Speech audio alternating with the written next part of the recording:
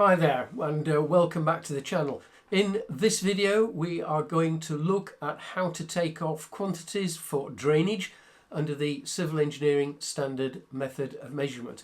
But before we dive in, we need to have a little bit of a look at the background to drainage. Drainage is complex. In the UK we have surface water and foul water drainage to removed. But also there are other types of drains as well, and especially in the commercial sector we can end up with all sorts of different types of drainage pipes, etc., etc. One of the biggest problems, if indeed it is a problem, is that drainage is out of sight. It's not a structure which is left on the ground after it's been constructed. So that does mean to say we don't know if anything's gone wrong until water starts coming out of the ground or sewage gets discharged into our rivers and streams. Not a good idea. So accessibility to the drainage system is hugely important, and that of course is built into the design. But the design itself must be absolutely top-notch. Not only the pipes, but the joints and all the bedding materials have to be carefully selected and follow the various standards and codes of practice. Because we don't want any curves or bends in our drainage system, because if we had a blockage we would have very great difficulty in trying to clear that blockage. So drains have to have manholes and inspection chambers. So wherever there is a change of direction there's a manhole, and wherever there's a change in gradient there is a manhole.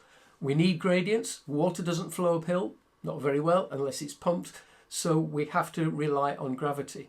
So the gradients have to be carefully worked out too, and that's all part of the design. Now in the UK, the Building Regulations Approved Document H1 is the Bible.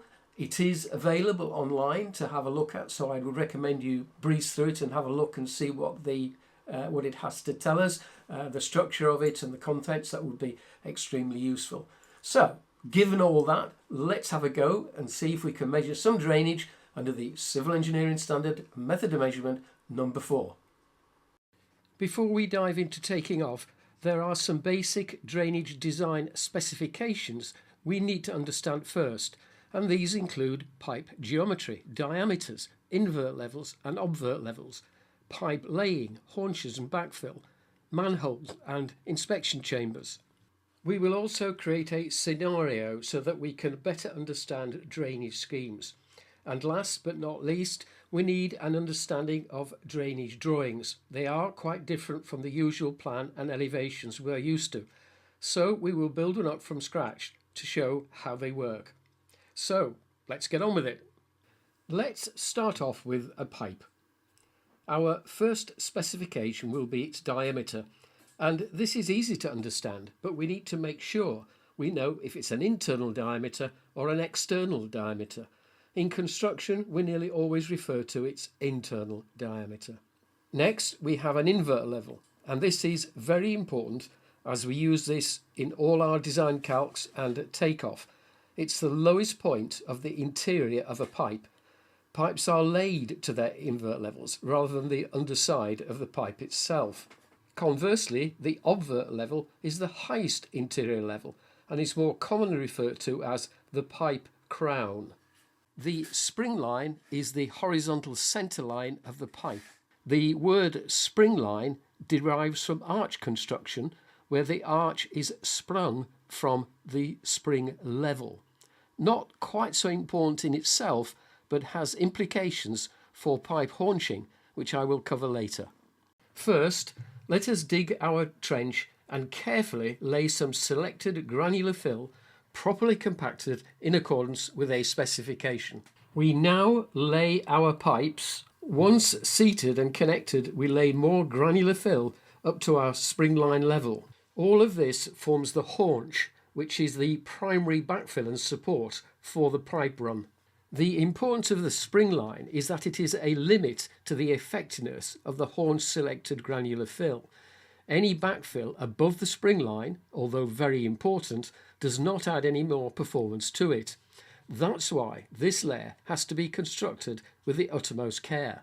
We continue to backfill with more carefully selected material. Further backfilling takes place, often with the excavator material, and again appropriately compacted. Finally, we will lay 150mm of topsoil to complete the backfilling. Dimensions will of course vary depending on the overall performance requirement, pipe materials, diameter and depth, but all drain construction follows a very similar methodology. Another way to think of pipe laying and bedding is to imagine you have a new design of pipe which promises superior performance. You need to send to a colleague who lives in Newcastle, New South Wales, because these pipes are not as yet exported. You live in the UK, so you buy some packaging boxes from Amazon and make some pipe supports to keep the pipe in place during transit. You fill the entire box with styrofoam and compact as best you can, then seal the box with wrap-around straps. Your package gets picked up, dropped a few times at London's airport cargo depot, arrives in Dubai and left out in the open at 51 degrees C while the cargo carrier is repaired. It arrives in Kuala Lumpur and gets soaking wet as a tropical storm rages. Finally arrives in Sydney and gets picked up by a truck to take to Newcastle, where it is eagerly opened and found to be in excellent condition. And this is what pipe laying is all about. Long journeys, exposed to high and low temperatures and subjected to impact loads. They can only survive if they have been laid properly and backfilled to a high specification. The last thing anyone wants is disruption, while a drain run has to be re-excavated and repaired due to poor workmanship. Manholes and inspection chambers are a very important part of drainage design, so we need to take a few minutes to see how they work and are constructed. Every drain system must be accessible for inspection and cleaning, and this often means a rodding access must be provided. This means an extendable rod with a spiral attachment at the end to loosen and collect debris as it is pushed and rotated down the drain and clears any blockage. Manholes and inspection chambers must be placed at pipe junctions and changes of gradient. A rough rule of thumb is that an inspection chamber is 1 metre deep or less and a manhole greater than 1 metre. Otherwise, they are very similar in construction. Manholes and inspection chambers can be brick or concrete. On the left we have a fairly typical and generic brickwork manhole. It has a concrete base, usually greater than 150mm thick, constructed with engineering bricks which are stronger and more pollution resistant than ordinary bricks. We fix step irons into the brickwork to assist in climbing in and out if necessary, and finally a top cover, of which there are many types. On the right we have a typical concrete manhole starting with a base and then built up with precast rings to the required depth and diameter, including tapers and finally a cover. These manholes will usually have a ladder rather than step irons. There are many different variations of manholes and inspection chambers, both brickwork and concrete, but all based on similar designs as shown here. This is going to be our basic scenario. We have a house on the left and there are plenty of storm clouds brewing full of rain. We have a road with footpaths either side and a factory on the right hand side at the top of the hill. We need a drainage system from the house area to take all the surface water away and from the road and footpaths, and ultimately discharge into a surface water drainage system just beyond the factory. I'm not showing the myriad of surface water gullies that would also be needed. I'm just focusing on the main drainage systems, the main pipes and manholes. The connection to the main surface water drain on the right is not included in the takeoff. Now, in order to achieve this, we will need to excavate a drainage run and construct some manholes so our surface water will flow from the left to a lower level on the right. Drainage drawings can look very complicated, but this can be broken down into easy stages. First, let's recreate our scenario. We have our house, road and factory, and we can label things up with some dimensions. Next, we simulate our manholes and drain run, but do note that the horizontal scale and the vertical scale are very different to emphasize depth. And we can now label our manholes. Next, we are going to build a table where we can easily see our components, manholes, pipe runs, plus their invert levels, ground levels and chainages. from a 0 point, which in this case will be the centre line of manhole 1. We do this by creating vertical position lines so we can show horizontal distances for these components. We tend to identify significant positions on drainage runs with chainage distances, and these will vary from job to job. In our case, from our 0 position at centre line of manhole 1, we have 90 metres to the centre line of manhole 2, 100 metres to the left edge of the footpath and the right edge of the first grassland, 130 metres to the left edge of the second grassland, 140 metres to the centre line of manhole 3, and finally 300 metres to the centre line of manhole 4. All these horizontal distances are needed to calculate drainage distances and their appropriate depth ranges in accordance with CESMM4 Class I. Some of you will notice that a sloping pipeline length will be greater than a plan length, and this is true of course, but unless the pipe run is very steep, we tend to stick with plan lengths. Similarly, we have ground levels above a given datum for the centre line of manhole 1 of 57.23 AOD, for manhole 2 56.5, edge of grassland 56.14, beginning of second grassland 55.55, manhole 3 55.70, and finally manhole 4 of 56.14, all AODs. Next, we have the very important invert levels of the pipes. Remember, invert levels are the lowest internal point of any pipe internal diameter and are vertical dimensions from the same known AOD. Centerline manhole 1 is 55.3, centerline manhole 2 55.00, left edge of left footpath 54.70, right edge of right footpath 54.05, centerline of manhole 3 54.00, and finally centerline of manhole 4 53.70. Finally, we have pipe diameters or nominal bores. It's very probable that a pipe run will have different bores in its total length, so we need to show on our drawings what these diameters are. In our case, we have a 150mm diameter from manhole 1 to manhole 2, and again from manhole 2 to manhole 3. The diameter or bore then changes from 150mm to 225mm from manhole 3 to manhole 4. In our case, as more and more surface water is picked up during its length, the larger the diameter may need to be at its final discharge end. Sometimes you may find a plan view showing the manholes in relation to the above elevation drawing, and it's often tucked away at the bottom of the elevation table. For now, this completes our drainage design and specification theory, but drainage can be quite complicated, so be mindful of specifications, invert levels and depths. We will now move on to the quantification part and see how we can use all this data we have just discussed and measure in accordance with CESMM classes I, J, K and L. Drainage measure focuses on length, the bore of the pipe, that's the internal diameter, and depth bands, and ground levels to invert levels, so we need to get those right. Manholes are measured as a number, road crossings, reinstatement after excavation in metres, and there are a few other items that are simple to measure too. All can be found in classes I, J, K and L. So let's crack on with our DIMS and CESMM4.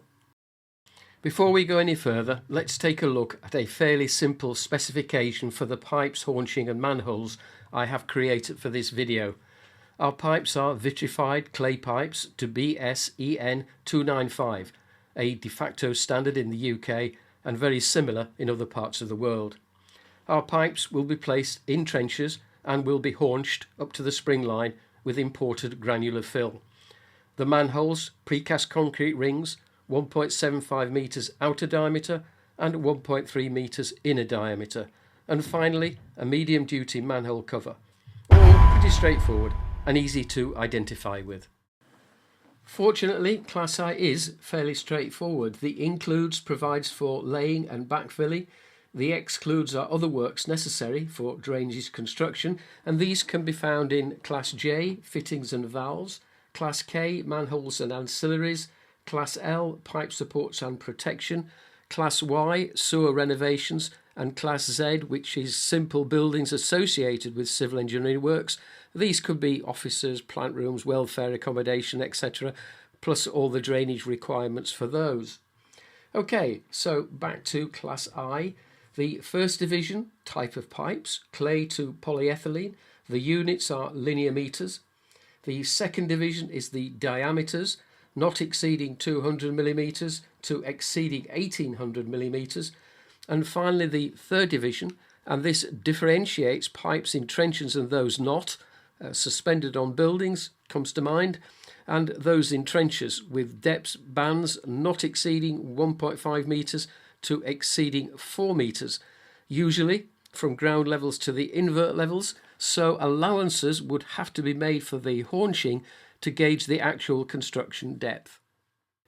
The right-hand page of Class I contains all the rules. I'll pick out the most important for this video. M1 reminds us the commencing surface adopted in the Bill of Quantities shall be used for the completed works. M3, lengths of pipes are to be measured along their centre lines over fittings and valves. M5, lengths of pipes entering manholes and other chambers shall be measured to the inside surface of those chambers. D3, depths to be measured from the commencing surface to the invert level. This could of course be ground levels, but need not be. A1, location to be included in the description so they can be identified by reference to the drawings.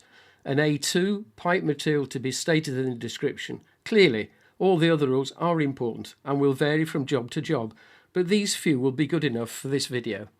I've put the drainage drawing and sheet 1 of the dim paper on the screen so we can see where the numbers come from a bit more easily, and we can move them about as we progress through them. We'll start at the top of dim sheet 1 and take a look at the waste calculations. They're really quite simple, so let's dive in and see what we can find. The top row represents all the significant changes in our run.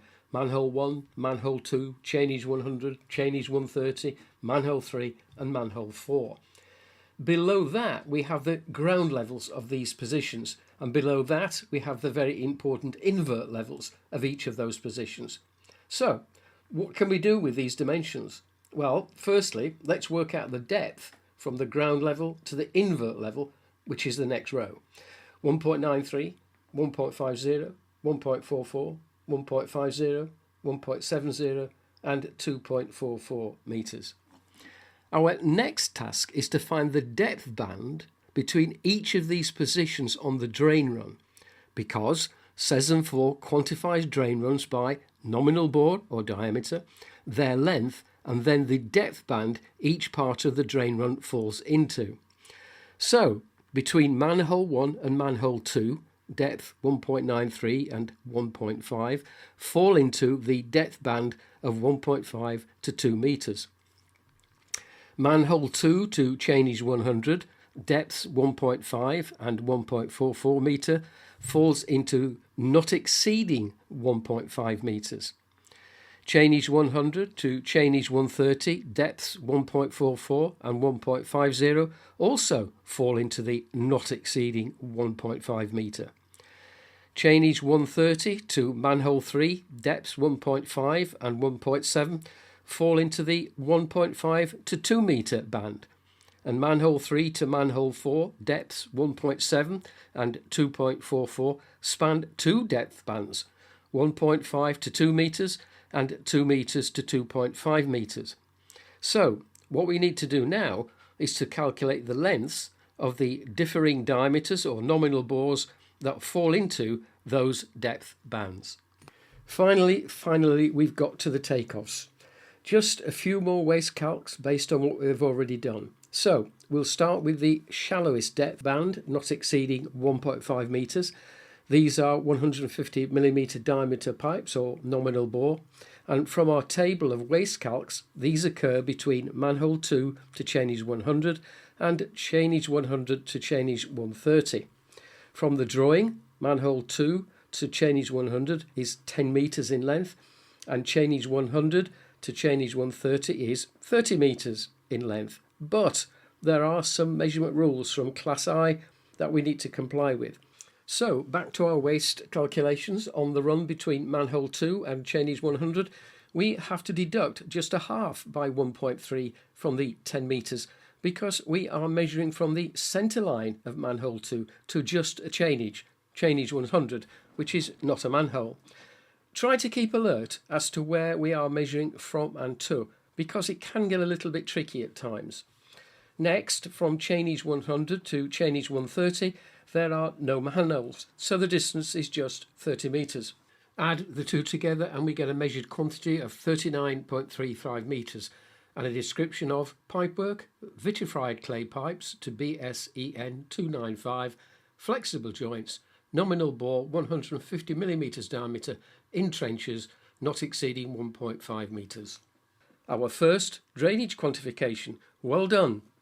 Our next will be for the 1.5 to 2 metre depth band, and the first is between manhole 1 and manhole 2, 90 metres. So our waste calculations are 2 by a half by 1.3 deduction, giving us a length of 88.70 metres.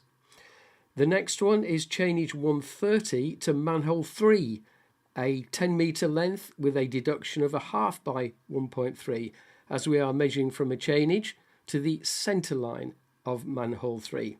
This gives us 9.35. Add the two together and we get 98.05. And description, nominal bore 150mm diameter in trenches, depth 1.5 to 2 metres. We now move into the joint bands of 1.5 to 2 metres and 2 to 2.5 metres for manhole 3 to manhole 4. So the question is, how do we know the length of the 1.5 to 2 metre band before it becomes a 2 to 2.5 metre band? The answer is similar triangles. I've created an animated sketch to show you how it works. Let's quickly draw out our manhole 3 to manhole 4 sketch.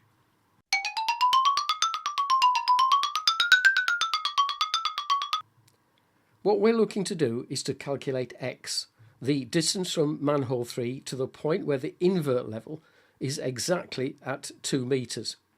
The similar triangles are this one and this one, and it works like this.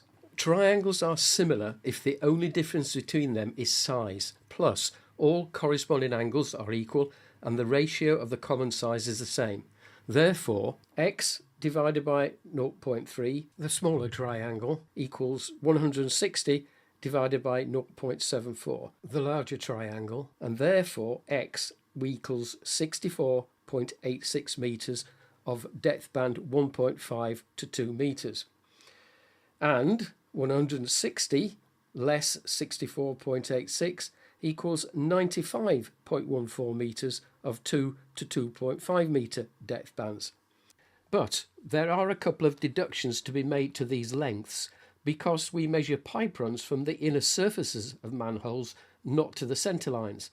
Therefore, we need to deduct a half the diameter from manhole 3 to the 2 metre invert level run, and again half the diameter from manhole 4 to the 2 metre invert level run.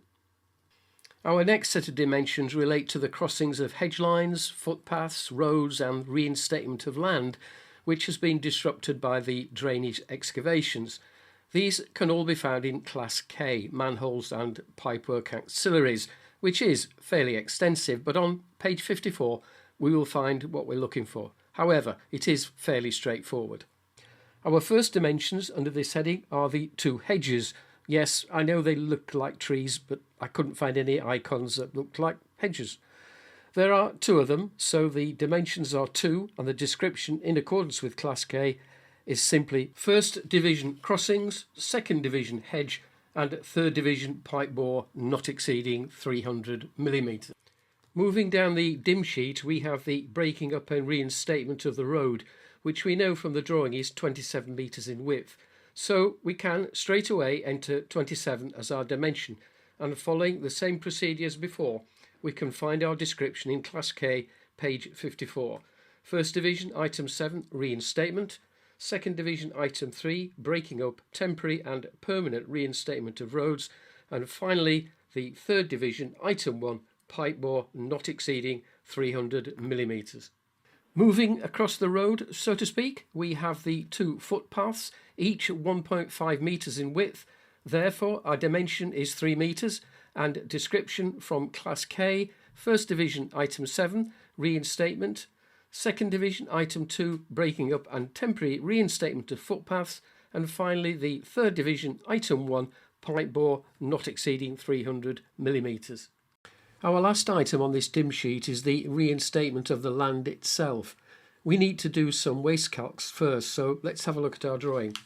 We have 100 metres of grassland from the centre line of manhole 1 to the tree hedge line, and 170 metres from the right edge of the path to the centre line of manhole 4. In total then 270 metres, but these lengths start and end at manhole centre lines, so we need to deduct some manhole diameters from these lengths. For reinstatements, we measure to the outside diameters of manholes, not the inside diameter, as we do for pipe lengths themselves. Our waste calculations show the two lengths that need adjusting, 100 metres and the 170 metre lengths. From the 100 metre length, we need to deduct half by 1.75 for manhole 1. The whole width of manhole 2, i.e. 2 by a half by 1.75, which gives us an adjusted length of 97.38 metres.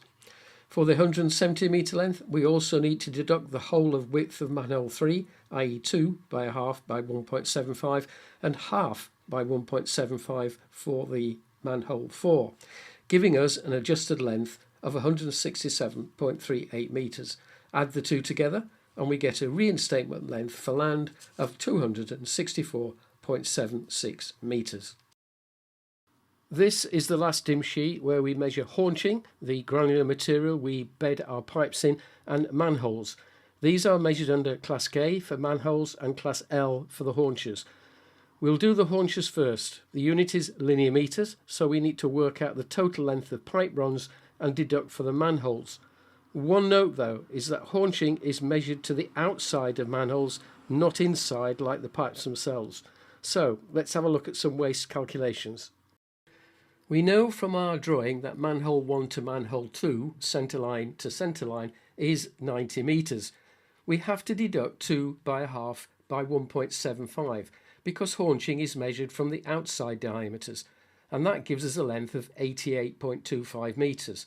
From manhole 2 to manhole 3, centre line to centre line, is 50 metres, and again we deduct 2 by a half by 1.75, giving us 48.25 metres. Add the two together and we get 136.50 metres. From Class L, page 58, our description is First Division, Item 4, haunches. Second Division, Item 3, imported granular fill. Third Division, Item 1, nominal bore not exceeding 200 millimetres, and to comply with Rule A3, the bed depth is 350 millimetres, which we can find on our specification drawing. Our next haunching to measure is from manhole 3 to manhole 4, centre line to centre line, which according to the drawing is 160 metres, and as before we need to deduct 2 by a half by 1.75 from the length to give us 158.25 metres. Our description, similar to previously, but this time the pipe bore is 225mm in diameter. So from Class L, page 58, First Division, Item 4, haunches. Second Division, Item 3, imported granular fill. And Third Division, Item 2, nominal bore 200 to 300mm. And finally, bed depth 350mm as before. Next, we'll measure our 4 manholes. Manholes are measured under Class K, page 52. The unit is number. First Division, Item 1 is manholes. Second Division, types, that's brickwork to various in situ concrete types. And for the Third Division, we're back to depth bands, which are measured from the top cover to the channel inverts, as stated in Rule D2. We know from previous waste calculations that manhole 2 is in the not exceeding 1.5 metre band. Manholes 1 and manholes 3 are in the 1.5 to 2 metre band, and manhole 4 is in the 2 to 2.5 metre band. So that's 4 manholes in total. Our first dimensions is one number, and our descriptions are for manhole 2, division 1, item 1, manholes, division 2, item 3, precast concrete, division 3, item 1, not exceeding 1.5 metres. Rule A2 states that we have to add to the description the type and loading duties of the manhole cover. So we've added medium duty cover. Further, and in accordance with Rule A1, we've added the manhole number and the drawing reference where the specifications can be found. Manhole 1 and manhole 3 fall into the 1.5 to 2 metre depth band, so our measurement is to number. Division 1, item 1, manholes. Second division, item 5, precast concrete. Division 3, item 2, 1.5 to 2 metres. And as before, we've added medium duty cover plus the manhole number and the specification reference. Our very last measurement for manhole 4, i.e. the 2 to 2.5 metre depth band, is one number. Division 1, item 1, manholes. Division 2, item 5, precast concrete. Division 3, item 3, 2 to 2.5 metres, and medium duty cover, plus the manhole number and the specification reference. That completes our takeoff. All we need to do now is put together a bill of quantities from the quantities we've measured, and that's not as hard as it may seem. We've now come to the bill of quantities preparation stage, and I've put the dim sheets and BQ pages side by side to make it easier to see where the numbers come from. Bills of quantities are usually compiled in class order, whereas we take off in any order we choose, providing we title our dim sheets appropriately. This bill of quantities follows the format from Mike Attridge's book, CESMM4 Revised Examples 2020, and you can see it's laid out quite differently. It groups things together to make it easy to read and price, but still adheres to the CESMM4 class divisions and rules. Our first BQ entries are for Class I, the pipes. We'll do the dimensions first, as these are the easiest, and our first one is the 39.95 nominal bore, 150mm diameter in trenches, not exceeding 1.5 metres. Transferring this across to the bill of quantities, we round up to 40 metres. The only times we use decimal places is if the decimal places have financial significance. Structural steel Class M is in tonnes and uses decimals. Steel reinforcements Class G also in tonnes, and site clearance Class D in hectares. These use decimal places if necessary. Our descriptions start with the Class I heading, pipework pipes, then the type of pipe from Division 1 with the nominal bore. Then we have a location, which is Rule A1, and finally the Division 3 depth band. This is pretty standard methodology for BQs in classes like this and makes a lot of sense for ease of use and pricing. This now complies with Class I code I.1.1.2. The remainder of the Bill of Quantities Sheet 1 is completed by taking our dim sheet quantity of 98.05 metres, rounding up to 99 metres, and entering against the depth band of 1.5 to 2 metres. For the 225mm nominal bore, we write our main description as before, just changing it to 225mm nominal bore. Enter the location details between manholes 3 to 4, then take the dim sheet quantity of 64.21, round up to 65 metres and enter against depth band 1.5 metres to 2 metres. Similarly, take the dim sheet quantity of 94.49 metres, round up to 95 metres and enter against depth band 2 to 2.5 metres. Our codes of I.1.1.3, I.1.2.3 and I.1.2.4 of Class I have now been complied with. Next on the list is pipework ancillaries, and these can be found in Class K on page 52, pipework, manholes and pipework ancillaries. In Class K we will measure our manholes first. Our first dimension is just the number 1 for manhole 2. Precast concrete, medium duty cover, depth 1.5 to 2 metres reference the drawing specification. This can be transferred to the Bill of Quantities as it is, no rounding up this time.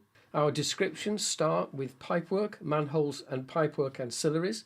Our subheading manholes is from Class K, Division 1. Then the description, Division 2, Item 5, precast concrete. Division 3, Item 1, not exceeding 1.5 metres, and in accordance with Rule A2, we have stated the type of manhole cover, and also with Rule A1, the manhole name, where its specification can be found, drawing specification. The Class K code is K1.5.1. The next manhole is very similar. Division 1, manholes. Division 2, Item 5, precast concrete. And Division 3, Item 2, depth 1.5 to 2 metres. And there are 2 of them. Last one is again very similar. Division 1, manholes. Division 2, Item 5, precast concrete. And Division 3, Item 3, 2 to 2.5 metres depth. And there is only one of these. Rules A1 and A2 have been complied with, the cover type and the drawing specification reference. And the codes for these K.1.5.2 and K.1.5.3. From manholes we've been moved to crossings and reinstatements, and both are quite easy to transfer to the Bill of Quantities. We actually have 2 crossings where the hedges are on the drawing. Crossings are measured in Class K as well, and they are on page 54 this time. And we quantify them on dim sheet number 1. Our description starts with pipework, manholes and pipework ancillaries as before, but with a subheading of crossings, and that is Class K, Division 1, Item 6. Division 2, Item 4, hedges, and Division 3, Item 1, pipe bore, not exceeding 300 millimetres. The unit is number, and as there are 2 of them, we just transfer the 2 to the Bill of Quantities, and the code is K.6.4.1. Moving swiftly forwards to reinstatements, the method of compiling the Bill of Quantities is exactly the same as the others we have done. The main heading of pipework, manholes and pipe ancillaries remains. The subheading is now reinstatements, Class K, Division 1, Item 7. The unit is linear metres, and from the dim sheet we have 27 metres for breakup and temporary reinstatement of the road, which is Division 2, Item 1. And Division 3, Item 1, pipe bore not exceeding 300 millimetres. Next, we have 3 metres for the breakup and temporary reinstatement of footpaths, Division 2, Item 2, and Division 3, Item 1 again. The last quantity for reinstatement is 264.76 metres for the reinstatement of land. This is the grassland length so that you can see on the drawing. So we have Division 2, Item 5, and Division 3, Item 1 again. The respective codes for compliance are K.7.1.1, K.7.2.1, and finally K.7.5.1. We can now move to our last items on the dim sheets, and these are the haunchings. This is the packing or backfilling around and below the pipe up to the spring line during installation. So let's have a look at these. Haunchings are measured and billed under Class L, pipework, supports and protection, ancillaries to laying and excavation. Quite a mouthful. And haunching can be found on page 58, Division 1, Item 4, haunches. The units of measurement are linear metres. Our first dimension is 136.5 metres, rounded up to 137 metres for our 150 millimetre diameter pipes. Our description is subheadings haunches, Division 1, Item 4, imported granular fill from our specification drawing, Division 2, Item 3, and Division 3, Item 1, nominal bore not exceeding 200 millimetres. We state the bed depth as per Rule A3 as 350 millimetres. The next and last dimension is 158.25 metres, rounded up to 159 metres for our 225 millimetre diameter pipes. So we use the same subheading, haunches, Division 1, Item 4, Division 2, Item 3, imported granular fill, and Division 3, Item 2, nominal bore 200 to 300 millimetres and the bed depth of 350 millimetres as per rule A3. And that completes the takeoff and Bill of Quantities preparation for drainage measurement under Civil Engineering Standard Method of Measurement number 4. Thank you for watching this video, and I hope it's been helpful in your understanding of drainage measurement. It took a lot longer than I thought it would do, but I thought it was necessary to include some of the drainage design parameters so that it would make it easier to understand the measurement process. Do take your time to understand ground levels and invert levels and pipe backfills. They are so important for drainage measurement, and we need to get those right. And you will find it all in the various specifications from your architects or engineers.